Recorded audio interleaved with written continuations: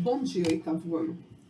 Nós vamos retomar a apostila 2 de Geografia. Vamos começar o capítulo 6, População Americana. Aqui na primeira parte tem a imagem, acima mostra a fronteira entre México e Estados Unidos, entre as bandeiras dos dois países. Aí em cima está mostrando a bandeira dos dois. Há uma frase em espanhol que diz: nascemos na América, somos americanos. Afinal, quem são os americanos? Aqui eles estão falando isso, estão abordando isso por conta do México, que como ele faz fronteira com os Estados Unidos, muitas pessoas utilizam o caminho do México para chegar nos Estados Unidos. Mas nós sabemos que nós fazemos parte do continente americano, mas os Estados Unidos é diferente, porque eles não querem que entre pessoas no país deles, exatamente porque eles acham que essas pessoas que vão para os Estados Unidos acabam roubando emprego dos americanos, acaba se estabelecendo lá ilegalmente, muitas vezes, principalmente quem vem pelo México, né, que acaba entrando nas fronteiras ilegalmente. Tanto é que o Trump quer ainda fazer o muro que separa os dois países em toda a fronteira mexicana para evitar que as pessoas entrem por lá, ok? Então, a população das Américas. Quase todos os países americanos compartilham uma característica comum: a colonização europeia. O Brasil foi colonizado pelos portugueses, que era Europa.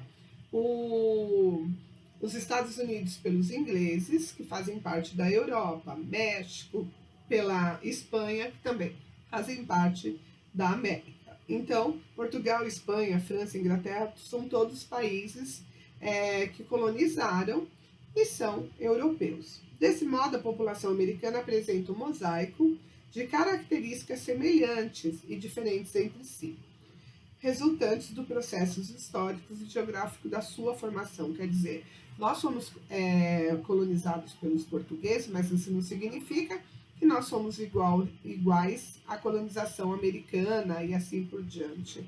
Então, há uma diferença muito grande, né?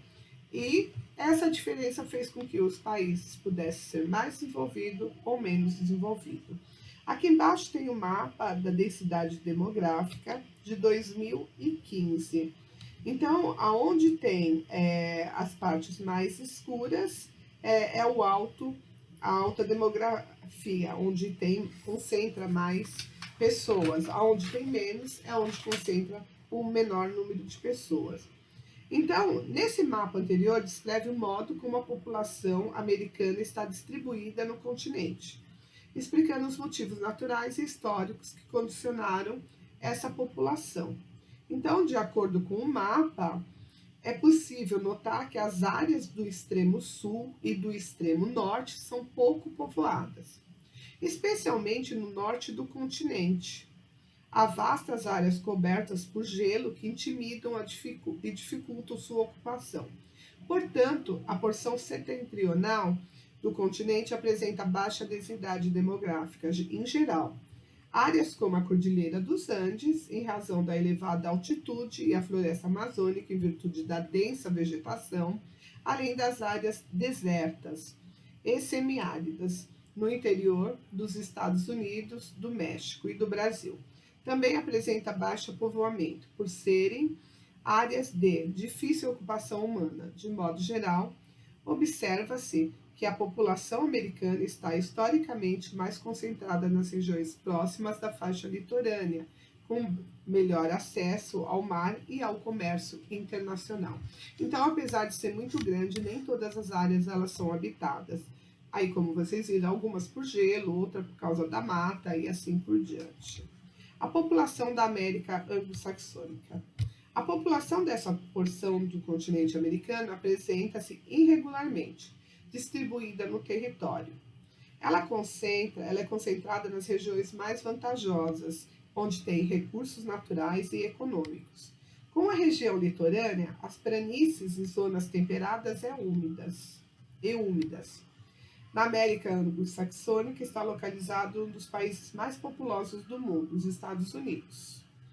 A participação do Canadá no total de população é de pouco mais de 10%. Nos Estados Unidos, em 2019, a população estimada lá é de 329 milhões de habitantes e uma densidade demográfica de 33,5 por habitante por quilômetro quadrado. Os Estados Unidos são o terceiro país mais populoso do mundo. O Brasil ele fica em quinto lugar. Primeiro lugar é a China, em segundo é a Índia, terceiro Estados Unidos, quarto Indonésia e quinto o Brasil. A composição étnica de sua população é bastante variada, pois os Estados Unidos são um país que historicamente recebe muitas pessoas vindas de outros países. Então, aqui embaixo tem a composição populacional de 2010. Então, 0,9 é ameríndios, 4,8 asiáticos, 12,6 de negros e 72,4 de brancos. Então, tem aí várias, um pouco mais ou um pouco menos de habitantes. Os Estados Unidos são considerados um país urbano, no qual 82,3% da população vive na cidade. Algumas delas compõem grandes aglomerados urbanos, como Nova York, com 18,8 milhões de habitantes, e Los Angeles, com 12,4 milhões. Quer dizer, quando é considerado um país praticamente urbano, é que a propriedade rural é muito pouca e as pessoas que moram em áreas rurais são muito poucas também.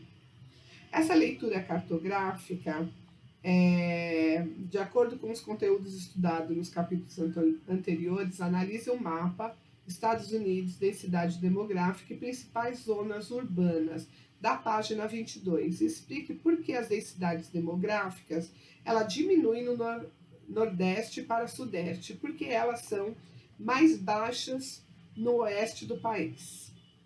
As densidades demográficas elas diminuem no nordeste para sudoeste, porque a agricultura vai se tornando mais mecanizadas e, consequentemente, empregando menos mão de obra.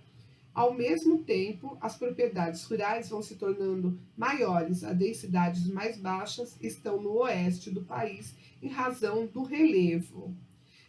Grandes cadeias de montanhas do clima árido e da atividade econômica predominante, a pecuária extensiva, que exige pouca mão de obra. A maior concentração populacional está no nordeste do país, região de ocupação mais antiga, de muitas indústrias e cidades. Além disso, as atividades agropecuárias dessa região, voltadas ao mercado interno, são as que exigem mais mão de obra, como as culturas de verduras e legumes e a criação de gado leiteiro, cinturão do leite. Lembra que no outro capítulo, quando a gente falou disso, nós falamos sobre as regiões que tinham agricultura e que praticamente não se tinha mão de obra, porque lá a extensão de terra é bem grande e tem muito maquinário. E esses maquinários faz, por exemplo, a vez de 100 homens. Então, por isso que a maioria das pessoas acabou se voltando para as cidades em busca de trabalho. No Canadá, em 2018, o Canadá tinha aproximadamente 35 milhões de habitantes e uma densidade demográfica de apenas 3,9 habitantes por quilômetro quadrado. Em parte, as baixas densidades demográficas estão relacionadas à paisagem natural, pois grande extensão do território ainda são formados florestais variadas e no extremo norte do país existem regiões cobertas de gelo, que são improdutivas, quer dizer, é praticamente impossível você viver numa região que é só gelo. Assim como as atividades econômicas, a maior concentração populacional do país está no sudoeste e na extensão de toda a fronteira com os Estados Unidos, nas proximidades dos grandes lagos, principalmente no vale do rio São Lourenço. Aqui embaixo a gente tem a densidade demográfica e principais zonas urbanas do Canadá, tá? Pela legenda aqui, ó, as partes mais escuras têm maior, a densidade demográfica é maior de 150. Depois vem diminuindo até praticamente zerar essas localidades. Na página 52, continuando, mais de 81% da população canadense vive nas cidades. Ottawa, a capital, conta com mais de 1 milhão de habitantes. As duas maiores cidades do país são Toronto, com 6 milhões de habitantes, e Montreal, com mais de 4 milhões.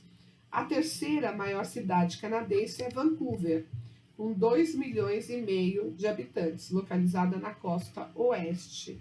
A principal característica da população canadense é sua heterogeneidade, com destaque para os povos europeus, como ingleses, franceses, escoceses, irlandeses, alemães, italianos, entre outros, chineses e indianos, constituem aproximadamente 10% da população. Estima-se que 2% sejam indígenas, incluindo os inuites. Quer dizer, no Canadá eles dão incentivo para muitas pessoas irem trabalhar lá. Até para os brasileiros mesmo. É mais fácil você ir para o Canadá e conseguir trabalho ou sair daqui já com trabalho para o Canadá do que você ir para os Estados Unidos, tá? Parte dessa diversidade está relacionada ao grande desenvolvimento econômico do país no século XX, quando, devido à escassez de mão de obra, o Canadá adotou uma política de aceitar imigrantes, foi aquilo que eu acabei de falar para vocês, sobretudo trabalhadores qualificados. Como o crescimento vegetativo da população canadense é pequeno e a densidade demográfica muito baixa, essa política ajuda a superar a redução da população econômica ativa. Lá nós já falamos sobre isso nos capítulos anteriores, que nós falamos sobre o Canadá e demos a estrutura do Canadá. Lá eles praticamente não têm filhos, têm um filho por casal ou menos de um. Então é importante, a população acaba sendo mais de idosos do que de jovens, por isso esse estímulo que o Canadá dá para que as pessoas vá para o Canadá, e eles preferem, óbvio, com mão de obra qualificada, porque é o mercado que atende eles. A população latino-americana, panorama. A população da América Latina totalizou 644 milhões de habitantes em 2018. Cerca de 80% vive nas áreas urbanas e grandes e médias cidades. Em função das características históricas e culturais, os principais grupos étnicos latino-americanos são formados por descendentes de espanhóis e portugueses, negros e indígenas. Assim como no capítulo anterior, por questões práticas, vamos nos ater às características populacionais de apenas alguns países da região. Então vamos lá, a gente vai falar sobre o México. Depois do Brasil, o México é o país de maior população absoluta de toda a América Latina. Eles têm 125 milhões de habitantes, dados de 2018.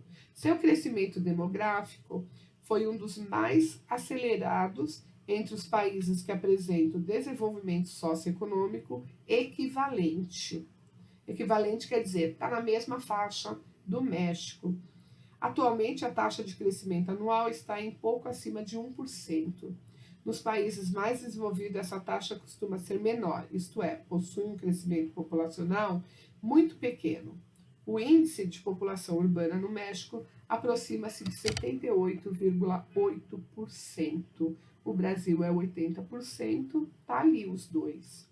A população mexicana se distingue de várias outras da América Latina, pela presença dos mestiços, de indígenas e brancos. Isso ocorreu porque havia, antes do período colonial, um grande número de povos nativos da região, sobretudo no território asteca, segundo dados de 2012. Do total da população, 62% são mestiços, 28% são indígenas e 10% de outras etnias, principalmente descendentes de espanhol. Comparado ao Brasil, esses dados apresentam uma diferença marcante. Aí, na página 53, tem o gráfico, né, de outras etnias, os indígenas, do povo mexicano e do Brasil, para vocês poderem fazer uma comparação, ok? Na próxima aula, a gente volta nessa página 53. Tchau!